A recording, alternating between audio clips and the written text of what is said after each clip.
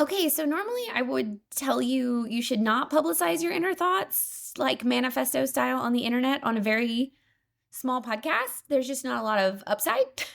Just traditionally, from as a business professional, that would be my normal advice for you. But welcome to Outer Monologue. And you guys, thank God I did. So let's talk about why. Your response has been so insanely kind and helpful. If you don't know what I'm talking about, it's one episode ago. But I think you do know because I think there's only like 10 of us that listen to this. I have a lot of downloads in my dashboard, but I don't know. Maybe it's just a few of y'all listening to it over and over again because I'm so bad at phone calls. I'm not sure, but I'm so grateful. Either way, I'm so grateful for everybody who sort of reached out and said something. You guys, I know I left a lot of you guys in the dark when I disappeared from the internet. And again, that's my fault. And that was my fault for not trusting what I had built up or what we had built up. That's my fault for not trusting that. And I had this very core, smart, discerning audience. And I'm sorry I didn't trust you guys. I regret that. I will regret that forever. But I also know that God's timing is everything. And I probably just wasn't ready yet. I was definitely still too hot to trot on going a little scorched earth and I probably just needed to rein in my temper for a little bit, which I think probably if you don't know me personally, I am an extreme optimist, but like emphasis on the like extreme. I'm an extremely positive person. It is something that I do love about myself. The flip side of that though is it's a pretty steep drop off. It's kind of like jumping off a cliff without a parachute. So my rock bottom is out the other side of the earth. My rock bottom is in space. Like it's gone through the earth, out the bottom, out the other side, into the universe. There is no rock bottom. You know, there's like famously Michelle Obama said, like, when they go low, we go high. When they go low, I go to the bottom. Like infinity to the bottom. So I try not to go to the bottom.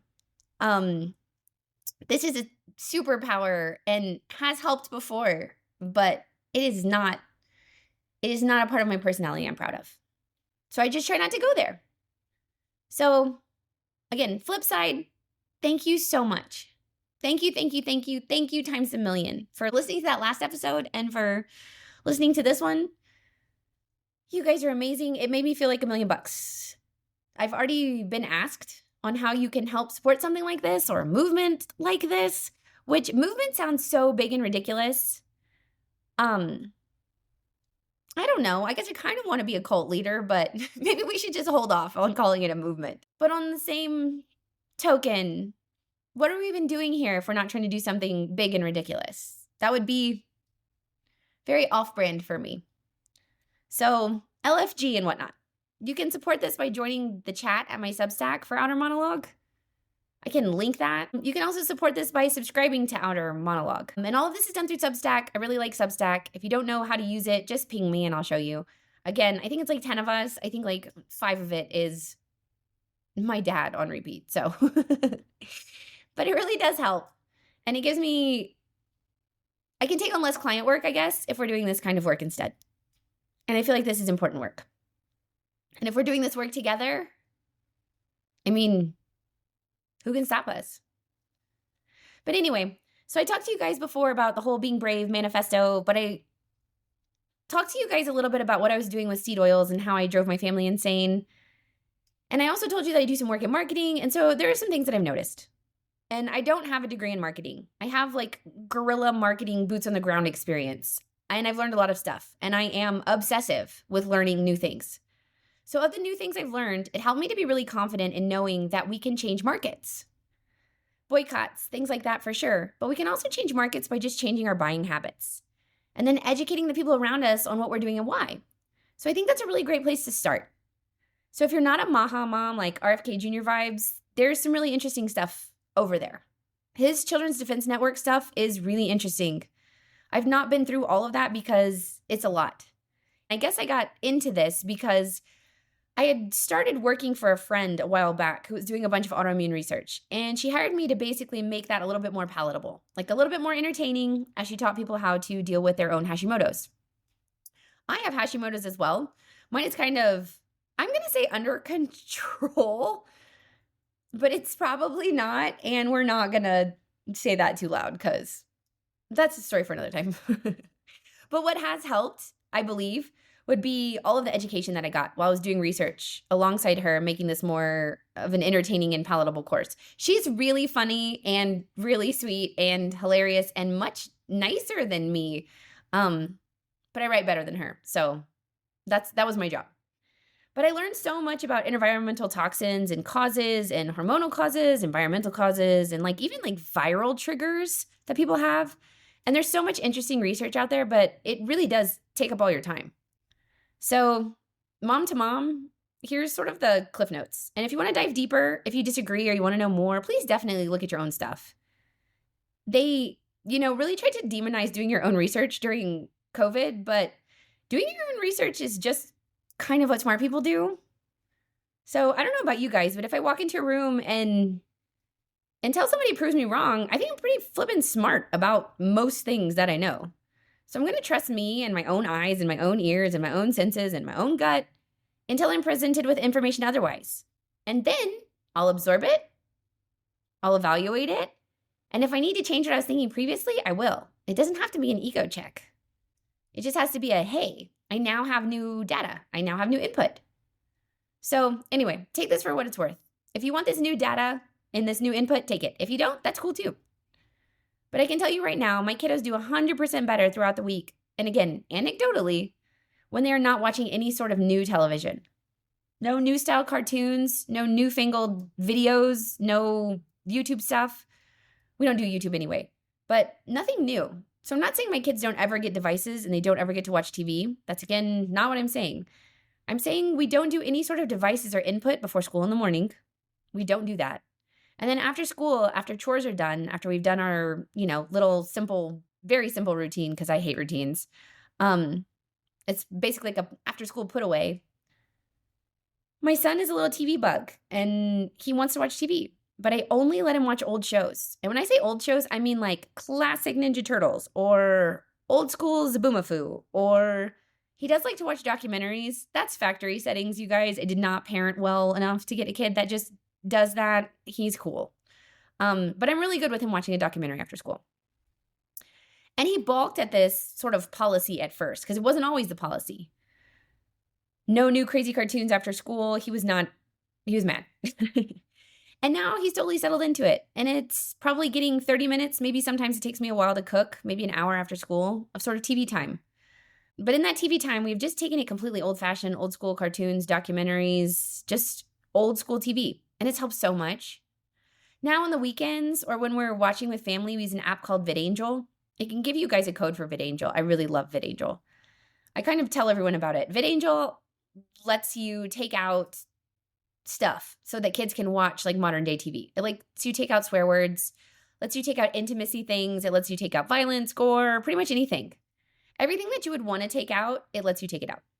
It's an app that we have and it works with all your streaming services, or not all of them, but most of them. It's really great. I love it. If you've not heard of this before, just ping me. I will give you all the information. It helps a lot. And look, you're a mom and I know you're busy and it's really hard to stay on top of every single thing every day.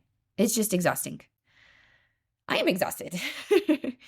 And growing up, I don't feel like a little TV after school harmed me. But I do feel like I was watching something very different. My TV experience growing up was very different. Whether it be because of like flashing lights and, jump cuts that really just do not let your kid's brain rest. Or because of subject matters too. Either way, I don't think that a little bit of TV hurts during the week. I also understand you might need a second to get your life together and to just get dinner on the table or just sit down for a minute. Whatever it is you need to do to have a moment, you're not getting any judgment from me on this. I just really hope this is helpful. And it's one of those things I've told my kids, like, hey, we can influence the market. I promise I was coming back to that. But if we promote something like VidAngel, that's an app that takes out all the crud that we don't want our kids to see or that our kids are not ready for yet, that's fantastic. Supporting a company like that shows that we need more companies like that. And it tells these big name broadcasting companies and these big name production companies, hey, we don't want that. We're buying an add-on to keep your agenda and your kind of weirdness and your highly addictive tactics out of our kids' media. And so it's like the seed oil thing, and it's like the colored dye thing. If enough people push hard on it, if enough moms are brave about it and, stand up against the crowd and say, hey, we don't do that here, your influence travels. There is that feeling of safety in numbers. We can influence the market if we demand that the market shapes itself to us. And how do you do that? You vote with your feet. You vote with your dollars. You don't put money into things you don't agree with. And it might be painful at first, but I promise you are not the meanest mom. It's me. It is me. I am the meanest mom. And your kids will adapt so quickly. And when I tell you, it took maybe 3 days before my kids went, oh, this is our new normal. They will adapt quickly and you'll have happier kiddos. And when you take back some of that brain space for them, because that's our whole job is to create safe, warm, cozy, wonderful spaces for our kids to feel comfortable and grow within. When you pull some of that brain space back and you save that for them, they'll feel comfortable and they'll feel safer and they will start to push boundaries, but in the way you want them to. They'll start to explore what you put a priority on. They'll read more. They'll play with their toys more. They will talk to you and to each other more. As long as we're not overwhelming those sweet little developing brains and just mom to mom, we can also change our brain habits too. Maybe ours aren't as sweet. Maybe ours aren't as little or developing, but we can change our habits. If you're scrolling a ton, that's okay. I realize you probably need to have like a letdown of some sort, something that releases dopamine, something that lets you do something that feels a little more mindless because of how many things you're keeping up with throughout the day. It's okay to try to find something else. I'm not a journaler. Guys, as much as I love to write, I hate journals. I hate journaling. It makes me want to die. I'm also not a meditator. There is no one should be left alone with the contents of my brain, actually. But I did reframe making dinner as my time. And I'll listen to an audiobook or a podcast as I make dinner. And that's my letdown time. It's sort of my mindless time. And once I reframed that as better than me wasting 40 minutes scrolling on the couch, it made everyone's life a little bit better. So if you're tired of playing the comparison game, or if you're worried about being the meanest mom on the block, if something's not quite sitting right with you, and maybe it's not TV, maybe that's not an issue in your guys' house, but find whatever the little thing is, and maybe just choose one little thing, and let's be brave about it. And even if we make a hard change, even if it's just a little hard, make that hard change and stick with it. And if you need help, I'm here. And all the other brave moms, we're here. But we have to tell people we're doing this because there's no support in a vacuum. And I promise there's other brave moms out there doing it, whatever your little change is. And I feel like if we talk about it and we say it out loud, we find people we can make some of these changes with. And that makes it easier. And by sharing here and your feedback from yesterday, man, it made me want to be braver. So thanks for listening.